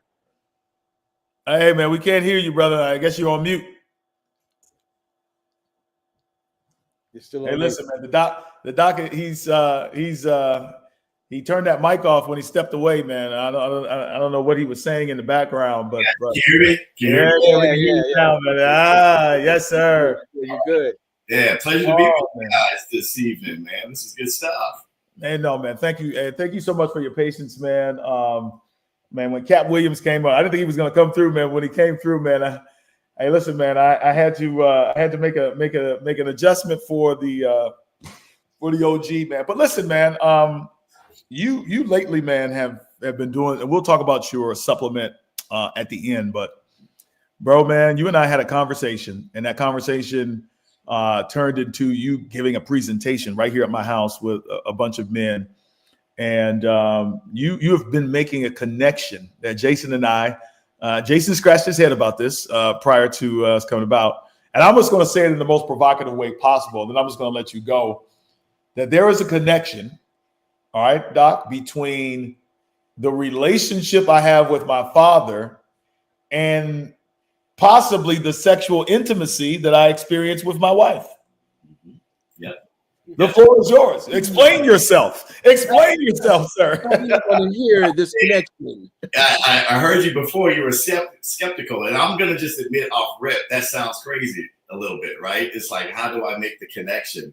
You know, what does the relationship with my father have to do with how I relate to my wife or my kids? And really, the answer is everything. It really does, because our fathers are really the first view of us as men. That's our view of masculinity. They set the tone for us, right, in our identity, how we move in this world, how we relate to the opposite sex, how we relate to our kids even, and God. And so when that relationship is broken, we are ill-equipped, I will say this, to have strong, intimate relationships. I quoted a verse that I never really looked at it this way before, but Genesis 2:24, therefore a man shall leave his father and mother and shall cleave to his wife, and the two will become one flesh, right? Which indicates the way that, you know, God intended things to be. A man grows up with a mother and a father. They're pouring things into him and giving him everything he needs to then go out and then leave and cleave to his own wife, right? So the question is, what happens when the father leaves before the son is ready to leave and cleave? Oh, my God. Hey, is your doctorate in medicine or theology? Let me look at that. Let me that bio one more time. Bro, okay, hold on. Look at Jay, man. Jay's lost, man. Help him out, man. I caught it. I'm gonna ask the viewers. Did y'all catch what he just said? I see it now. Go ahead, say it again. So what happened? So the verse indicates that a man would grow up with a two-parent household, a mother and a father, and it's implied that he would be given the skill set, the tools, you know, the emotional intelligence, you know, things poured into him so that he would too then one day be ready to start his own family. And so what happens when that training never happened or got cut short, right? And the answer is we're seeing it, we're living it, right? I'm living in it. And, you know, just to briefly talk about my experience with this, because Myron knows, before I started in the winning circle, I never talked about my father. And there was a good reason, because I didn't know where he was. Honestly, I was estranged from my father for 28 years. A lot of people don't know this. I grew up with him till about I was, let's say, 12-ish or so. Parents got divorced, didn't understand he had bipolar disorder, and that really affected the family, and it broke us up. And we would still kind of see each other, visitations during holidays and whatnot. But man, something happened after my senior year where he just stopped talking to me. And I think he got upset about something, and we didn't talk throughout college. So I was in college, didn't talk to him. And I'm thinking, oh, he'll get over it. Nope. Went to med school, never heard from him. And you know, it's just like, wow, like this is kind of strange. You know, like I have a father. I know I grew up with him. Like he would say things to me like, I'm gonna pick your wife, or you know, you're my only begotten son. He would say that a lot, and we'd have worship and like. So I had a father experience, right? But it got broken, and so I went through a very critical period of my life without him. Right, college, med school, getting married. Ghost, right?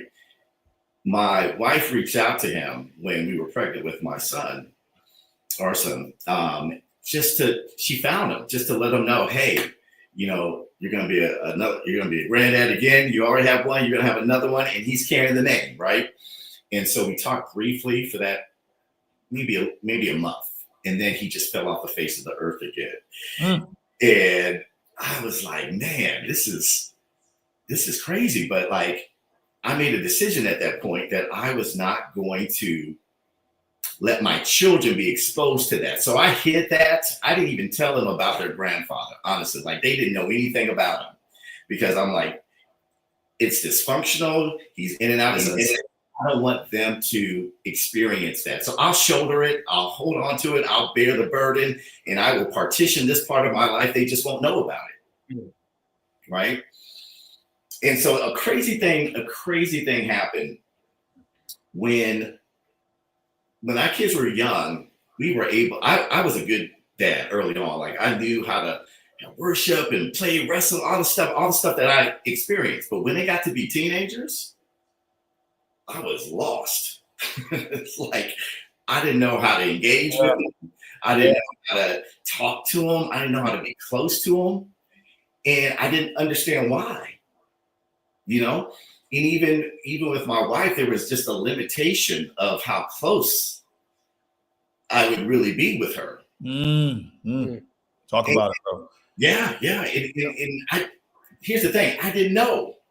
I didn't realize I'd had this thing buried so deep that I didn't talk about it. It was a source of shame.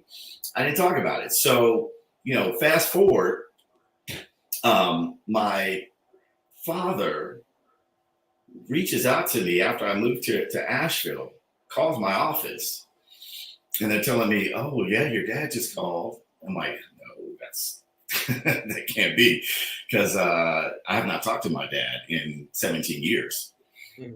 And they were like, no, he said that's your dad. So I called the facility back, and it's a hospice facility in Chicago, and I understand that he's dying from metastatic colorectal cancer. And man, let me just tell you, I was full of rage at that moment, right? Because I'm like, the nerve of this Negro calling me after all these years because he needs me for something. Like, I've got my lumps and bruises and scars from battling life without you. You want me? Like, right? Nigga, please, right? Just keep it real, right? So it took me a day or so to just even consider calling back. So I had a sit down with myself, and I said, Q, what do you want? What do you really want? And the answer was, I just wanted my dad. And that's all I ever wanted was my dad. And so at that moment, I just had to forgive him. And I had to swallow that, right? And I called him back, and we began this dialogue. And it was a beautiful thing, because we had 6 months together. And I was able during that 6 months to tell him how I felt about his departure, his absence in my life, and tell him the pain. I said, hey, this is my shot. I'm just going to unload.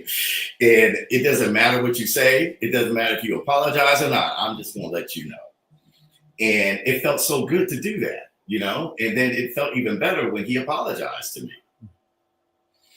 And, we began this dialogue now, this new relationship where he was pursuing me. He was calling me every day. And sometimes I had to think, Dad, I got a day job, but it felt good. It's like, wow, like he really, loves me. He really is wanting to be in my life, and so it filled a wound that only a father could, but it also helped me open up to my kids and my wife better, because it was like, now you see all of me. You see where I came from. You see where you come from.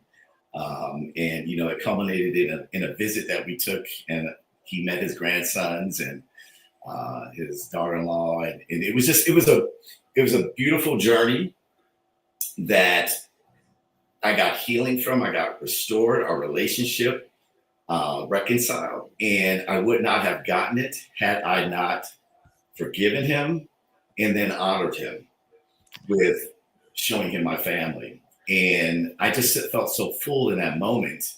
And I felt free in that moment because I felt like I wasn't hiding anything anymore.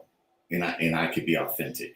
And I could have real conversations now with my boys, right, that I wasn't having before, and with my wife. And so I realized that father wound that I have, and guess what? Ever since I started telling this story this year, it's been crazy how this has struck a nerve, because guess what? Everybody has a father wound. Yeah. Everybody does. Yeah. Even if your dad was at home. Yeah. And even if he went to games, guess what? He probably wasn't emotionally connected with you. Right? Yeah. And we're just never taught that. Mm-hmm. But you see a connection with that deficit that many of us have with the intimacy part. Absolutely. So I mean, so what's the direct line of connection between that and, you know, maybe even sexual intimacy with your spouse? What's the connection? Yeah, because when we're not grounded as men in our masculinity because of our father, then we're grounded with our penis, basically. Mm-hmm. That is our sense of masculinity. That's how we live, through our penis, right? Mm-hmm. That's how we feel macho. That's how we feel like we're the man. What's your body count? How many girls? It starts young, right? Mm-hmm. And it becomes more of a performance. Yeah. Than a connection. Yeah. Right? Oh, yeah. Right? And so here's the thing. You don't have to take my word for it. I just spoke to about 40 women last night talking about this very thing, and talking about why is it that you all don't like the sex that you're getting from your husbands. And the response was, because they're in it for themselves. They don't really care about my pleasure. Mm-hmm. And I don't feel connected with them. Wow. In it for themselves. They don't care about my pleasure. And what was the third one? And I don't feel connected with them. Don't feel connected. And so that's the connection between the lack of. So intimacy is the secret sauce to great sex. And that's what I'm trying to tell brothers. Mm-hmm. Like, we stop at penetrating their bodies, but listen, they want us to penetrate their minds and their spirits. Yeah. Connect in a stronger, deeper way. Anybody can perform, but can anybody connect? Right. So let me ask you this. I mean, we got brothers that are watching right now. They obviously can connect with what you're saying. I can connect with what you're saying. Jason hasn't said anything, but I'm assuming he's saying amen also. He looks like he has a look of conviction on his face. He looks like if you need to open up the doors of the church right now. But I know seriously, I definitely was guilty of that. I saw, and my wife would always say to me all the time, she's like, "You just want my body." And I'm like, "Oh no." And honestly, I didn't just want her body. I definitely was looking for intimacy. And I think men experience intimacy through sex. Yes. Here's the issue though. I wanted intimacy, but I did not know how to create it. Correct. And that's most men though. So how does a man learn how to create intimacy? Because we hear, wives say all the time, like you said, I don't feel connected to you. In many cases, I've heard wives even say they're no longer attracted to their spouse, and nothing has changed about his body. Nothing. It's just for whatever reason there seems to be a lack of connection. I don't know. I mean, what are practical ways and steps that a guy can learn how to do this? Well, first off, we need to recognize that as men, because we don't feel comfortable being vulnerable, being open, being intimate, we use sex as a hack, because that is an intimate moment, a physical moment, and we do feel closer afterwards. There's oxytocin that's released. It's the bonding hormone that makes us literally feel close to someone. Mm-hmm. But just like myself and probably you and everyone else, like, that was the only way you knew how to express intimacy, is through sex. And that's the only way you felt loved, because you're being received, you're being taken in, you're being, accepted. And those are real human emotions and real human needs. But the only language that we speak is intercourse. when it comes to that. And so we have to expand our repertoire. Our bag got to get deeper. So Yeah. I mean, what is going to be? So hold on, bro. Yeah, go ahead.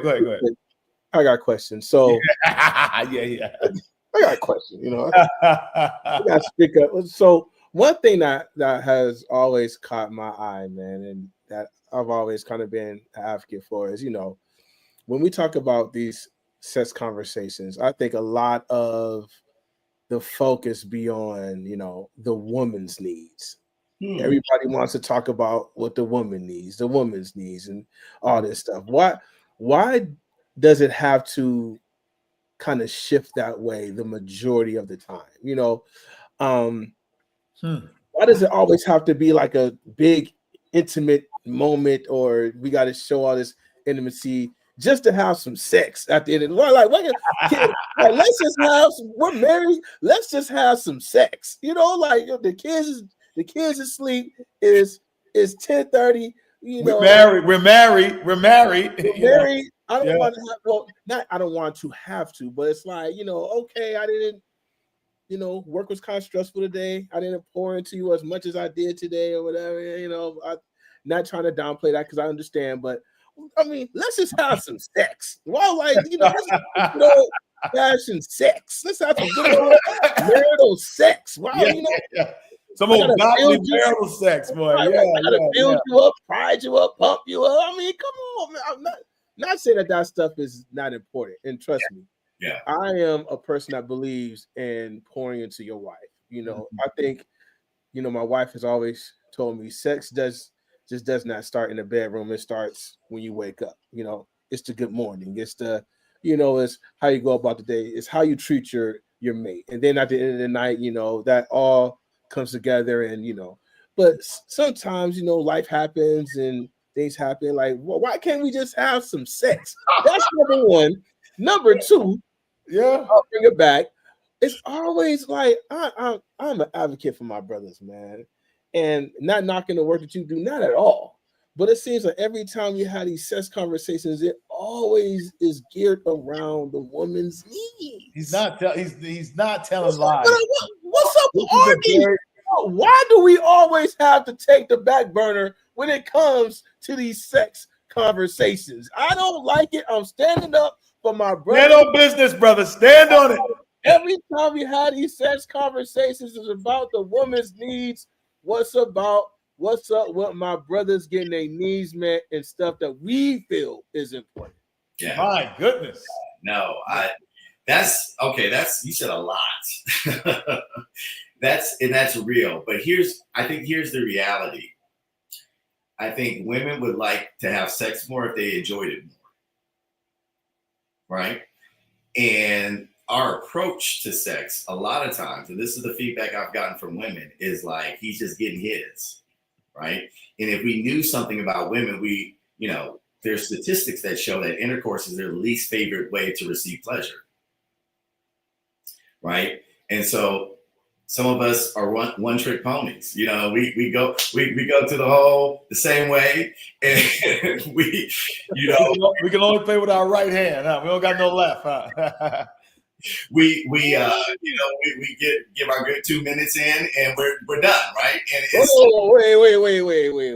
And no, I'm not speaking personally at all. No. I know, but if I was a woman and it was 2 minutes, I would, of course I get that. Yes.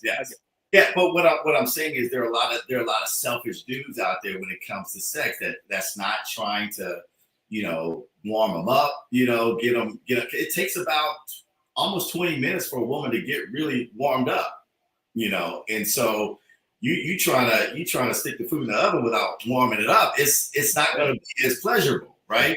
So some of it is our approach, and some of it is getting outside of the box of what is pleasurable for them.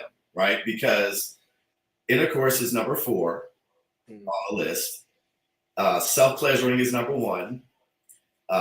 Digital stimulation is number 2. Oral stimulation. Now, what is this list? What is this list again? This was a study on in Europe that was done on women and pleasure. Oh, and they looked at what are the categories that provide? Basically, male penetration pleasure is at the bottom. Is at the bottom. Yeah. Now it's at the top for us. That's why we like it so much. Yeah. For them, a lot of men don't know that. They don't like the D.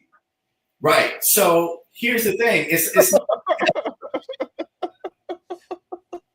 no, but I mean, go ahead, Q. I want to let you finish, but I think what he's saying is relevant because it is. There a lot of brothers get married, and I'm not saying that the growth should not continue, but a lot of brothers get married, and I just have this thing that it's like Satan wants us to have as much pleasurable, enjoyable, mind-blowing sex as possible outside of marriage, and as little as possible when we get married. And brothers are in for a rude awakening when they realize, man, the slam bam, thank you, ma'am, the one night stands, even when I was dating, I've counseled a lot of married folk that were living together before they were married. And sex was on a platter. Mm-hmm. As soon as they got married, less. Like, man, everything changed. The expectations changed, which I think you're saying. And so wives are expecting more from their husbands, which I think is a good thing because marriage is supposed to grow us. Marriage is supposed to mature us. We shouldn't be the same dude we was when we got married, 10, 15 years into the marriage. We should be more vulnerable. We should be more in touch with ourselves. Or we should communicate better. We should know how to make love to their minds. But then I think what he's saying is, man, does it take all that every time? I mean, everything. There's a population of solid brothers who I think are asking this question. Is a woman having the same thoughts? There was a time, I think it was, like old school, women were just taught to, serve the man. Right. I think we're in a generation now where that has shifted. Yes. Yeah. And now it has shifted. The pendulum is now, you got to really please that woman. And a lot of brothers are feeling neglected and rejected. And I made a post about that. And you remember, and I got assassinated because I said when a woman rejects a man sexually, she essentially makes an impact on his sense of identity and value. And of course, people say, "Oh, how is that? I mean, it's just sex." Like, no, it's not just sex. God created this thing. But anyway, your thoughts, man.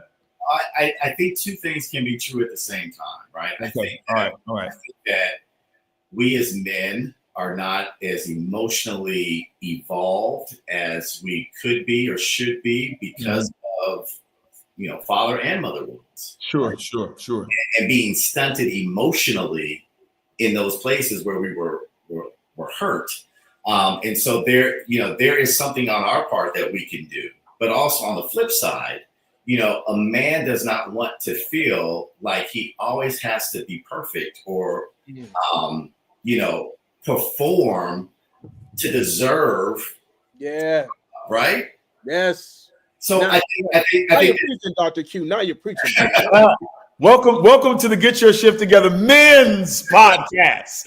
Welcome, brother. but it's true. It's like, hey, like you want me to, be emotionally in tune. That's what's important to me. She's saying, or you're saying that to her, but like you're saying too, hey, like I got some needs. Like sometimes I just want to throw it down, right? Like it's been a rough day. I need a release. I need a connection. With and I think the problem is if that's the extent of the intimacy, then it becomes less of a pleasurable thing for them, right? So we still have to show interest outside the bedroom, right? Yeah. In order for it not to seem like it's just transactional or, you know what I'm saying? I mean, no, it is. Yeah, no, that's fair. Thank you. Doc, we just have to say that. Thank you for seeing both sides. Because the pendulum is swinging. Pendulum is swinging. I have a go ahead, DJ. Yeah. So I had a conversation with my friend, and I just want y'all to just weigh in on this. She's married, so not married, good friends. My wife knows her, very good friend. And she had the conversation with me where she finds her husband more kind of attractive when he's leading the home in the right way. So it's like when he's really on leadership and taking care of business and, you know, doing everything that he needs to do for the family, that's when she feels more attracted to him. Yeah. And like it kind of took me back a little bit, like, man, so you know, if his leadership in that moment is not top tier or where it needs to be, you know, you lose respect for him, and then it compiles to a sexual thing, that you're not as sexually attracted to him because he's not leading the way that you feel that he should be leading. So, you know, Yeah. these wives are paying attention to how, you know, we are not only pouring into them but leading our families in it as an attractive level. And you know, it's one of the top things based on research that makes a man attractive to a woman, and it's not his looks, it's his command, his authority, his intentionality, his leadership. So I mean, it's fair. I mean, some guys don't want to make love, and I'm telling you, I see this too, and you know this is true, Doc. That I've counseled a lot of guys, and I'm hearing from a lot of women out there. He can't get it up. He's not interested in me sexually. For some guys, it's pornography. For some guys, it's stress. For some guys, it's diet, it's health. You know this. I mean, you teach on this. But for some guys, man, it doesn't take much for them. They've lost interest in their wives because they've had children. Their bodies are different. You know, you got a lot of men now, man, who are not wanting to make love to their wives. Talk a little bit about that from a health perspective. I know this is your lane. What is happening with men sexually? I saw a study that said in Japan that the majority, it was like a crazy number, like 40-some% of the population of men that is experiencing erectile dysfunction were men that were just reaching their 40s and under. What is happening with men sexually right now? I'm watching. There's a lot of drugs being used, and they don't got to supplement. That's what's wrong. They need to supplement. Even outside of supplement. Good God alive, man! What's happening? So, man, I think a couple of things here. I think that if a man is uncomfortable with his ability to perform and has performance anxiety, then he will avoid the situation completely. You know, because we look at intimacy only one way, intercourse. If we can't do that, we're not even trying, because we don't want to feel rejected. We don't want to feel hated. We don't want to feel less than. So if you can't perform, you're not even going to try. And then that means you're not even going to get close. You're not going to be intimate in other ways, because guess what? It can lead to that. And then you won't be able to perform when it's time. Right. And so what we do is we do the very opposite thing that we need to do when we're having ED issues, is avoid it, because that just increases the anxiety level, and that increases the sympathetic nervous response, where you're just in fight or flight mode, and it's a self-fulfilling prophecy. So that is a reason why a lot of men avoid it, is because they're struggling and they don't want to communicate that with their wives. You know, they rather just take the L than admit to, you know, they're having issues, right? And then we're back again to the lack of vulnerability and intimacy. I mean, so we won't communicate on the front end, we won't communicate on the back end. Yeah. But I also think that I think porn does play a role in attraction, and how our brains are conditioned to see pleasure and experience pleasure. Because if the circuitry in your brain is wired towards a certain thing, right? Because the dopamine releases that get, you know, set off, and you know, but it becomes where you're conditioning yourself and your body to respond a certain way to certain sexual stimuli. And so if that's how you're conditioning yourself all the time, this pathway is dug in real deep in your brain, but this one isn't. And there's a lot of disappointment. There's a lot of sense of rejection. There's a lot of resentment, you know, and which leads guys to porn. Because, you know, she's not hearing me. She doesn't see me. She doesn't, understand. She just, whatever. And that further creates the distance between the two. And so that lessens your attraction, because now not only are you not giving to me, I mean, I'm mad now. and I've been conditioning myself this way that you're not even really attractive to me at this point. Wow. Because old girl over here, who can compare to X name porn star? Yeah, exactly. Yeah. And she's never gonna say no, and she's always gonna give it up, and she's always gonna make me feel like I'm the man. So, unfortunately, that's where we are in a lot of marriages. Unfortunately. Listen, we wish we could keep you all night, man. We've kept him a little further. Jay, do you need a personal session with him? I see you. No. Yes, you do. We all let's don't do that. We all need a urologist. I just want to know, where was that study done? Where in Europe. In Europe. Oh yeah, man, they ain't got no wagons over there. I knew he was gonna say that, man. They wives don't got no wagons over there. That's why they don't want to have no sex.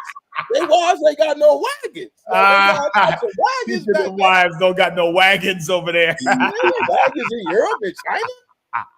Come over here to St. Clair. You know, son just might jump up in you. Somebody just, you might get a quick thing. You know what I'm saying? So you need to come down to Atlanta, huh? Yeah. Wagons in Europe. Hey, that is true, Doc, man. You need to get some studies, man, done. You know what I'm saying? In this black city. Listen, I gotta Black America. Here's the thing, though. Women are women. Their anatomy is their anatomy, right? And so, you was on this son, Doc. You was on to something. You was on to something. And listen, Dr. Q, listen, man. For the sake of science, we'll say yes. But we all know better than that, man. Yeah, a woman's anatomy is not a woman's anatomy, man. God's gonna put something in the black women, man. It ain't in there. I want my wife all the time, every single day. I'm like, hey, I'm not talking exterior now. I'm talking about the interior. Okay. Doc, listen, real quick, man. You're always amazing, man. Thank you so much, man. Talk a little bit about this supplement, because I'm taking it. Jason's taking it. Yeah. It has literally, man. I feel great. I feel great right now. I feel like I can go to the gym right now and pump some serious iron. Pause. Yes. Talk to us about this. Tell me a little bit about it as we got to get ready to close this out tonight. Thank you. I created Naturally Man last year. It came out last year because I actually did it for me, honestly, because it was like, yo, I want to stay in the game, and I want to be strong in the game, in my job, when I work out, and in the bedroom. So I said, what can I put together? A list of ingredients that would help me do those things. And so, I put together everything I could think of that is going to help us men get that boost that we need in the bedroom with a bunch of nitric oxide producers. Nitric oxide is how Viagra works, right? Okay. They're natural sources of nitric oxide in our foods. We just don't eat them a lot, right? So I put them in a supplement so you have that in your system all the time, right? Pineapples. But not just that, though. We have testosterone boosters in here as well, right? Because we need that tee up. And as we get older, we need our prostate to be healthy. And so I have a prostate blend in here. And who is not stressed? We're all stressed. We all have anxiety, particularly black men. So that's why I put an adaptogen ashwagandha in here for that. Yeah. And it's just a ton. Ashwagandha. Yes. Ashwagandha. Okay. And maca root, Korean ginseng. I've got zinc in there. I've got a bunch of antioxidants that help slow down the aging process and help keep your blood vessels clean and healthy. D3. Now that's important. Every black man or man of color should be on D3 as supplement, because it is linked, a deficiency is linked to prostate cancer. And that is in here as well. I ain't seen no horny goat weed in there though. Goat weed in there. No, it's not. But here's the thing. It's full of natural ways to enhance your performance in the bedroom, boardroom, in the gym. But by no means is this the only thing you have. If you have some other things you like to take, that's fine. It's just that at least when you take this, you know you're getting the good stuff in every day. And Myron is right, man. When I take this, dude, I took it this morning and I'm still going strong. And I worked out twice today. What's going on, fellas? Dr. Myron Edmonds. Sorry about that. I didn't even drink a full, normally I drink a full 33 ounce, with a scoop. I just had a little bit, brother. And I'm telling you, man, it has made a tremendous difference along with diet and exercise and some of those other things. One more thing, man, guys are not going to the doctor. They're not seeing a physician. We're starting to see an uptick in the winning circle. Guys are going to therapy. Guys are seeing doctors. Had some friends. A lot of us have friends. You and I both know of somebody, Q, close to your wife, who young man who's in a coma right now. Didn't think he, never got sick. Had a heart attack. It resulted in a coma. Can you encourage the guys, man, to go get themselves seen, get checked out?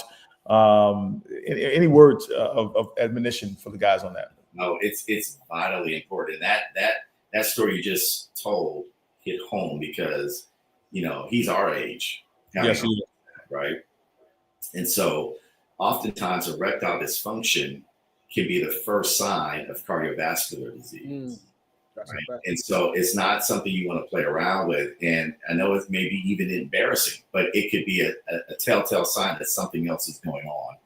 And listen, your health is your wealth, right? You can't hustle. You can't get your grind on. You can't be productive if you ain't healthy, right? And so you owe it to yourself to invest in yourself and in your health. You owe it to your family as well and to God to be the best version of yourself.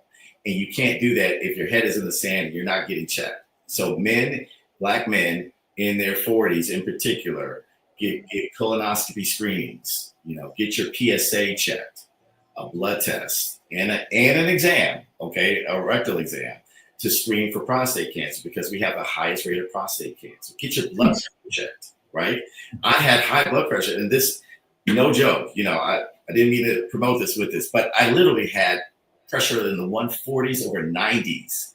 And I started taking this, and consistently I'm in the 120s over 70s, consistently now. It's those beats. Yes, it's the beats. All the nitric oxide boosters vasodilate, so it lowers your blood pressure, right? Okay, Doc, I want to ask you this question. Hey, guys, go get the supplement. You can get it right now. Just go to the link that we see right there on the screen. I'm going to read it for the guys that are listening, www.naturaleman.com. Put the coupon code in circle, get 10% off. Doc, before I let you go, I want to show something in your presence, and I want you to weigh in on this. This is the first time I'm showing this. DJ Walk doesn't even know I'm showing this. This is hot off the press. All right. I'll talk to you about three things real quick that's real important to us as men: money, sex, and power. You ever heard of those things before? I know you have, because your whole life as a man, you've been taught, get more of those things. Can I help you right now? We've gotten those things, and many of us still feel empty, still feel broke, still feel alone, still feel powerless. Because they told you to get the bag. They told you to get the wife. They told you to have the picture perfect family. They told you to get the influence. But guess what? They didn't tell you to heal. And I'm a living witness of this. I'm the guy who was the pastor up front. Come on, had the beautiful looking family. But privately, I was struggling. Mental health challenges, addiction challenges, confidence challenges, disconnected from God. I'm the leader. I'm the one that everybody goes to. So are you. I was the guy that's the professional, made everybody proud in the family. But where did I go get help? And the truth is you tried therapy, you tried counseling, some of you been to church, and you still feel broke. Still feel broken. Because guess what?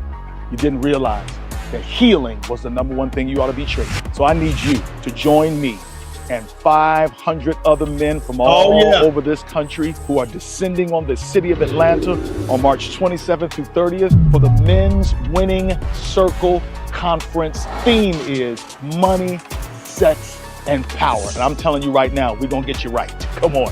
We're going to empower you. We're going to show you what healing looks like. We're going to show you what manhood looks like. You're going to be around the right people who are not fake, phony, and pretentious, but brothers who are honest and real and trying their best to start winning in what matters. 500 spots, and they're filling up now. Would you finally do something for yourself? Would you finally do something other than just take the boys' trip? Other than just take the vacation? Why not invest in your soul, man? Why not deal with the stuff that you don't have time to deal with because you're too busy at work? Come on, meet me in Atlanta. Come on, meet me in Atlanta. And let's start winning in what matters. March 27th through 30th. Click that registration link right now. Don't just come by yourself. Bring a brother with you, and let's win. Let's go. Come on. That's it. Fellas, I think the brother did a great job on that video. I think he did a great job. So I'm very fired up about this. Dr. Quentin Cancel will be a speaker at the conference. He held back tonight because he's holding so much in reserve for what he's going to drop on us at the conference. We got other great speakers, and it's just a great time. DJ Walker's going to be there partially. Anyway, that's a whole nother. So he'll be there for 90% of the experience. We'll leave that for another time. But anyway, Doc, man, thank you so much, man, for joining us tonight. Somebody asked from South Africa, where can they get the supplement? Here's the information right now. Go to www.naturaleman.com. Coupon code CIRCLE. Quentin Cancel. Give it up for him right now, man. Hey, for that brother in South Africa, we don't ship internationally, but if you have someone in the States that can get it, they can ship it. Listen, one thing I've learned about international people, they have ways of getting things here. They'll figure it out. They'll know somebody. All right, Q, man. Good to see you, man. Thank you so much for your patience, bro. Hey, man, listen, man. This has been a fire relaunch, brother. We here, man. We here. We're not even all the way together yet. We still got to get the sound effects down. We had a couple we getting there issues, but we getting there. Yeah. We getting there. Hey, listen, man. So we ending the night with this, man. We got some questions. We got some questions that came in. They asked the host. Somebody got some questions for you, man. Oh God! All right, so here's the question. All right, this is from Darnell from Chicago for you, Jay. He says, if you could have any guest on this podcast, dead or alive, who would it be? Oh man, dead or alive. So it is Black History Month, and I've been doing a lot of research on this brother. And of course, I'm not going to go, the regular people that everybody would say. I'm going to say Brother Fred Hampton of the Black Panther Party. Fred Hammond? Fred Hampton. Fred Hampton, Black Panther Party. Yes, sir. Yes, brother. Good answer. My answer would be Malcolm X. Without hesitation. We're the same lane. Yeah, we're same lane. Can you think about that? Can you imagine, man, side by side on the screen, if we had Malcolm X on one side and Fred Hampton on the other side? Oh man, I would just love to see and hear his take on the where we are right now, 2025 socially. I would love to see his take on that. Both brothers. All right, got another question. Brandon from DC. He wants to know, what's a non-negotiable rule you have when it comes to your family? Go. A non-negotiable rule that you have. I mean, we heard Katina Mobley say he wouldn't even take a coaching job right now because he's focused on developing his kids. I was like, wow. What about you, man? What's a non-negotiable? Non-negotiable for me, man. Can't talk about my wife. We may fight at the house. We may not see eye to eye, but you better not say nothing about my wife and my kids that's not putting him in a good light.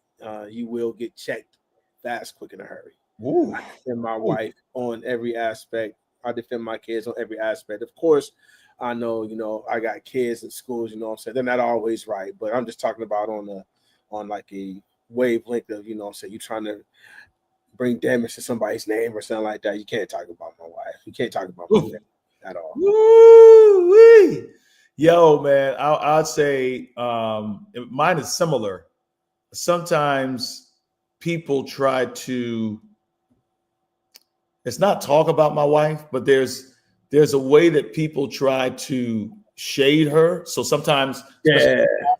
when I'm in, because I'm a public figure, sometimes people will come and they will speak to me and they will ignore my wife.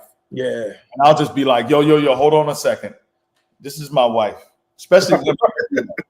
So this is a non-negotiable. You can't come and just be addressing me and not acknowledge my whole. And if my kids are there, you got to acknowledge my whole family. An introduction of that. That's good. All right, last question, man, from Jared from Indianapolis. If your life was a movie, what would the title be? Woo! What would the title be? Oh man, you go ahead and take it first, man. Let me think on that. The title, it would be The Big Payback from James Brown. Devil, you thought you had me, man. I mean, listen, I was down for the count, man. You knocked me down, but my whole life is the big payback, bro. How about you? I like that. I'll say graduation. Just I like that. Frames of life and different times of life, and just graduating and coming out on top at the end, man. So yeah, graduation. All right, man. That's our last thing, man. Shift happens. So this is a segment where we talk about some crazy stuff that's happened to us that we would not ordinarily say out loud. And I'm just curious to know, Jay, I'll start first in terms of some shift happening. Man, so I'm on, I'm bald, right? Right.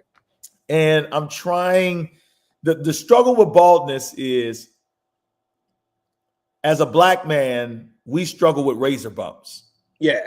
So how do I get my hair as bald as possible? As you can see, I got the ring of death right here, right? Right. How do I get it as bald as possible, right? Without dealing with the razor bumps? Because if you got to shave, it go beneath the skin and then it kind of, like. Right. So this is not really a funny moment, but it's a learning experience, man. So I'll tell you the truth, man. Let's just be real. Man, I'm starting to exfoliate my head now, man. I got gloves. I bought all this product.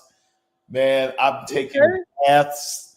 Listen, I'm doing all of this self-care stuff because, look, I tried to shave this joint. Yeah. And that joint bumped up like crazy, but I realized I wasn't taking care of my skin. Yeah. So now I'm doing that. And the old shift moment was, you can't just be putting a razor on a black man's head and think that you could just get away. You got to prepare the skin, bro. Anyway, how about you? Over the holiday season, I was dogfish, right? So have you ever heard of catfish, right? I was dogfish, right? So my wife and I were trying to buy a dog for my daughter Zara, and we went online and they showed us this cute Cavapoo, right? Just pretty little black and brown dog, had a pink bow, so fluffy and cute. My wife and I drove all the way out to Amish country, which was a whole thing. We were in the depths of Amish country. I'm not going to make that a long story, but it was a very weird vibe out there. Pull up to the house where the dog is supposed to be at.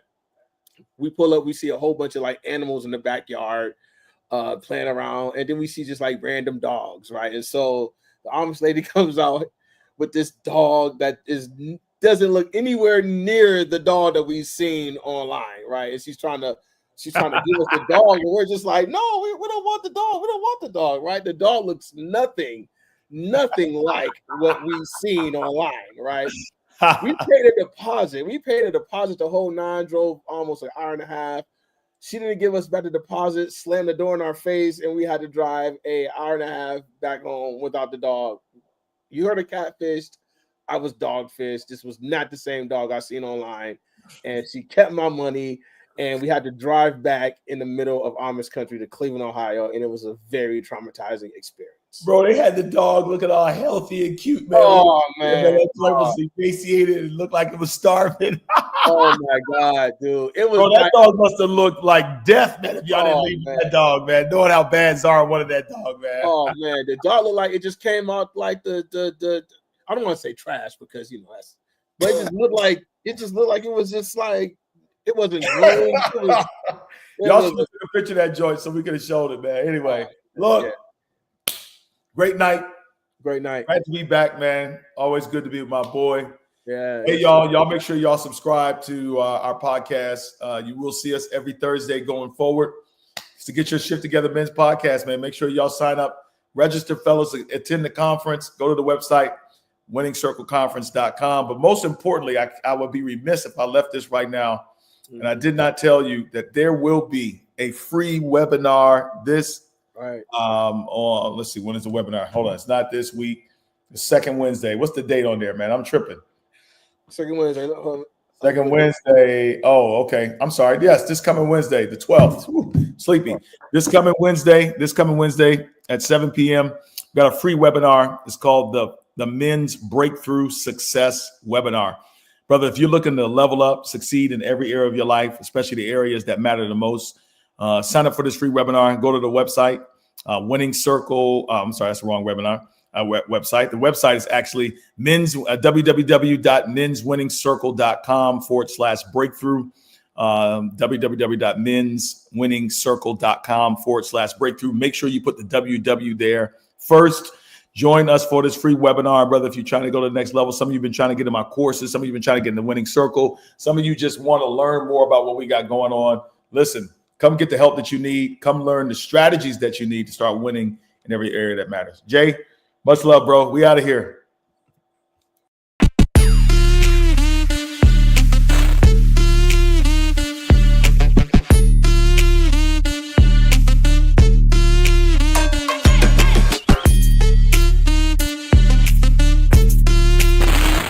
Thank you for listening to this episode of Get Your Shift Together Men's Podcast. For more information, please visit our website, menswinningscircle.com. That is, menswinningscircle.com. Let's win in the things that matter.